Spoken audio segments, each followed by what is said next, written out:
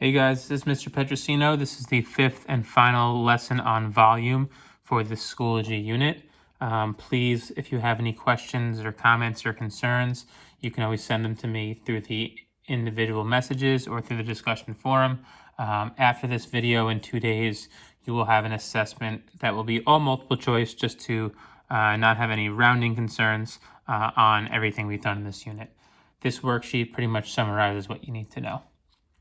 So first, you have these four formulas. Again, everything's going to be open notebook, so you're not required to memorize them, but it's a good idea to have them written down just so you're not wasting time looking for them.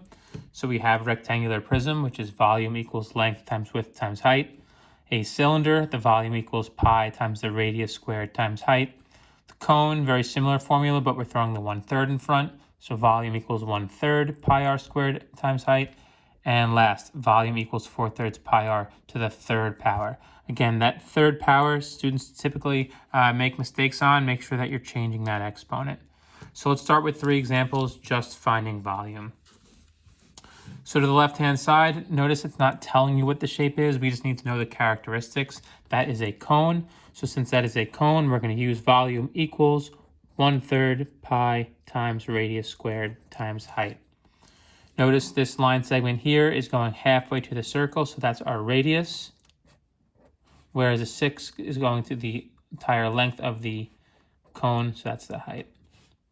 So volume equals 1/3 pi times 3 to the second power times 6. When I plug all that into my calculator, I'm going to get an answer of 56.54, and it's going to keep going. It's non-terminating, non-repeating. To the nearest 10th place. Again, it seems like a lot of students not necessarily having trouble finding the volume, but having trouble rounding. So the 10th place, well, 5 is the 10th place. I look 1 to the right. 4 is not greater than 5, so I will keep it as 56.5 cubic centimeters.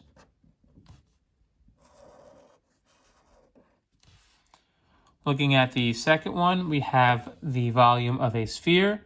So 4/3. Pi r to the third power. Notice here my line is going the entire length of this circle, so that represents the diameter. To find the radius, I take 5 and I divide it by 2 to get 2.5. Volume equals 4/3 pi times the radius, which is 2.5, to the third power. Again, you're going to use your ABC button, so 4ABC3 times 5, parentheses, 2.5, and that caret symbol, right? So for the exponent, you're going to use that caret symbol to the third power. We get 65.44, and it's going to keep going. So to the nearest 10th, 65.4 inches to the third power. Even though I mentioned that the next assessment is multiple choice, just please remember that volume is cubic units, whereas something like radius or height or diameter would be just a single unit of measure, so like inches or centimeters. Last one in this volume section, we have a cylinder, so we're using volume equals pi r squared h. My radius, notice it's only halfway through the circle, so that is 3, and the height is 10.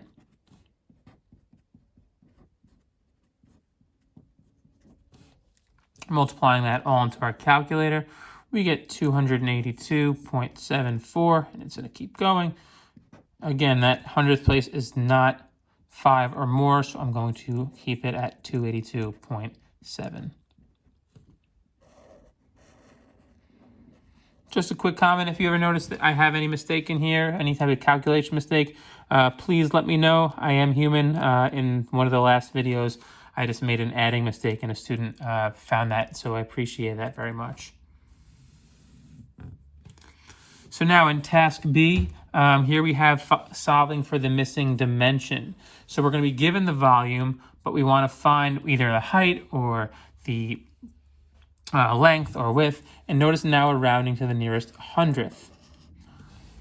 So for number 4, we have a rectangular prism. Volume equals length times width times height. Has a volume of 128 cubic centimeters. The length is 4 centimeters. And the height is inches. what is the width? So we plug into our equation. Volume equals length times width times height. So 128 times 4 times width, 128 equals 4 times width times 12. I'm solving for 128, so I'm going to multiply my two factors of 4 and 12 to get 48. The W I can't do anything with, so I just leave it multiplication. Since 48 is multiplying W, I do the inverse. The inverse is divide. By doing the inverse, W is now by itself. 128 divided by 48 gives me 2.66 repeated. So to the nearest hundredth place, my width would be 2.6. Now I'm going to round up to a 7. If I'm giving units, since I'm solving for width, it's not going to be cubic inches, it's just inches.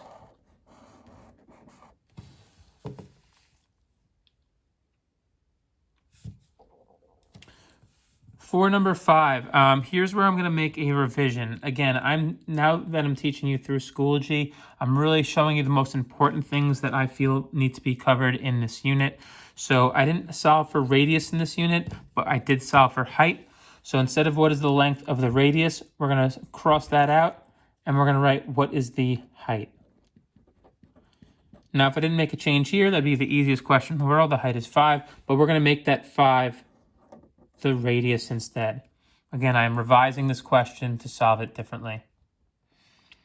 So this is a cone using this formula.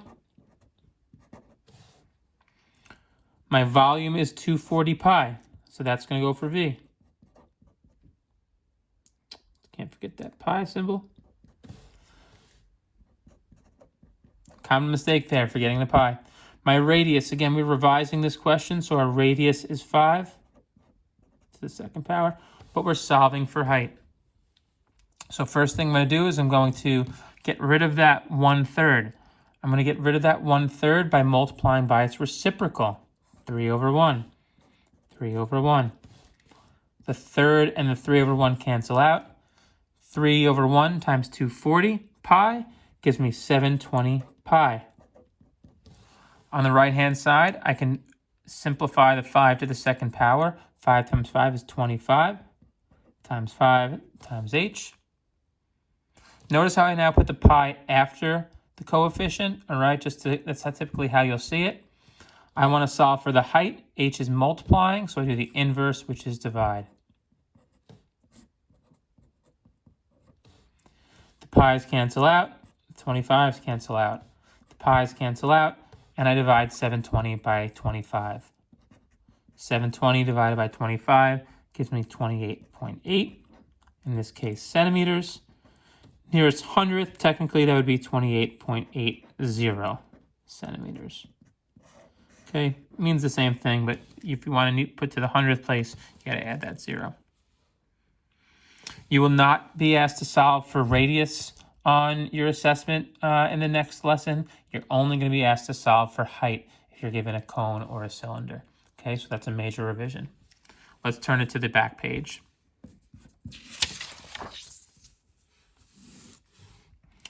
Okay, so we have a few more questions here that are important. One of them we will skip, but looking at number 6. Mia's parents have a cylindrical oak tree stump that has a diameter of 4 feet and a height of 3 feet.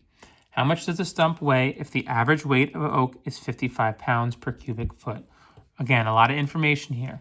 Notice it says cylindrical, all right? So that's the adjective for cylinder. Volume equals pi r squared h. Why am I using the volume formula? Because it's talking about cubic feet. So our volume, we don't know. Our diameter is 4, and our height is 3. So plugging into our equation, volume equals pi times, well, if our diameter is 4, our radius is half of 4, which is 2. We're rounding to the nearest tenth, so when I plug that into my calculator, pi times 2 squared times 3, I get 37.7 cubic feet. Now, if this was the previous page, we would be done. But what's different about this question is it's telling us that 55 pounds is 1 cubic foot. And I want to find out how much does this stump weigh. So how many pounds? I'm going to take my 37.7, and since 1 cubic foot is 55 pounds, I'm going to multiply that by 55, giving me an answer of 2,073.5 pounds. That would be a heavy tree stump.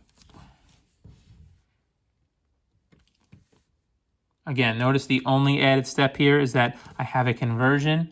Okay, you could solve this by setting up a proportion, but since the number is 1, we can just multiply. For number 7, just to, I guess, ease some concerns, I'm not going to ask a question like this on your assessment. This is something that you can solve if you'd like to find how long it will take to inflate. So I didn't cover this in detail. The volume of a basketball, of a sphere, so it would be 381.7. And since it takes 300 cubic inches per minute, we actually would be dividing by 300 here, not multiplying, which would give me 1.3 minutes. So if you'd like to try that on your own and see if you get that answer, you're welcome to do so, kind of as an extension. But again, that's not something that will be required for your next assessment. The last 2 types of questions you'll have are something called composite figures. So notice how for number 8, I have a rectangular prism, and then I have a cylinder. They're attached to one another. So you want to find the volume of both. So let's start with the rectangular prism. For a rectangular prism, volume equals length times width times height, right? In my opinion, that's the easiest one to remember. You don't have to include pi. We don't have to include any fractions. 16 times 10 times 6.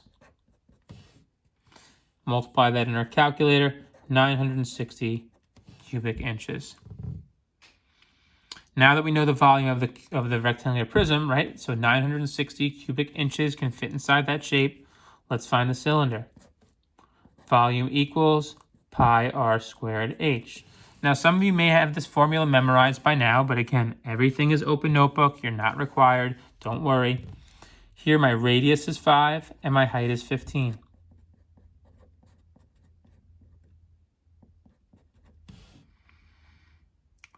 I multiply that together. We're going to round to the nearest tenth here. So I get 1,178.1 cubic inches. Again, if that was the nearest tenth. So let's write that down. Now, since these two are attached to one another, to find the volume, since it's composite, I'm going to add them together. And when I add those values together, the total volume is 2,138.1 cubic inches. My last question, notice how it's very different in that it's telling me that the prism is hollow on the inside, right? So imagine if this was three-dimensional in front of you, you would have a hole going through the rectangular prism. So we have one larger rectangular prism and one smaller rectangular prism. Even if you print it out, the numbers are a little difficult to see, so just make sure you're listening as I go over it. So let's start with the larger rectangular prism. Again, volume equals length times width times height. I have 5, this is an 8, and this is also a 5. So my length is 5, my width is 8, and my height is 5. 5 times 8 times 5 would be 200 cubic centimeters. But then I have that hole, that hollow prism on the inside, that smaller prism. Volume equals length times width times height. Now I have a length of 2. The width is still 8 because it's going the entire prism. But the height is also 2. So 2 by 8 by 2. 2 by 8 by 2. I multiply those values together to get 32 cubic centimeters. So because this inside part is hollow, I can't fit any cubic centimeters inside of it. Because I can't fit any inside of it, instead of adding like I did for the first one, for number 9, since that's hollow, I'm going to subtract. So 200 minus 32 gives me 168. Oh, sorry, you can't see. 168 cubic centimeters. All right, so on this assessment in 2 days, again, there are no surprises, but please, please, please ask me any questions. I'm more than happy to help. And all I ask again is that you do your best. Take care, guys.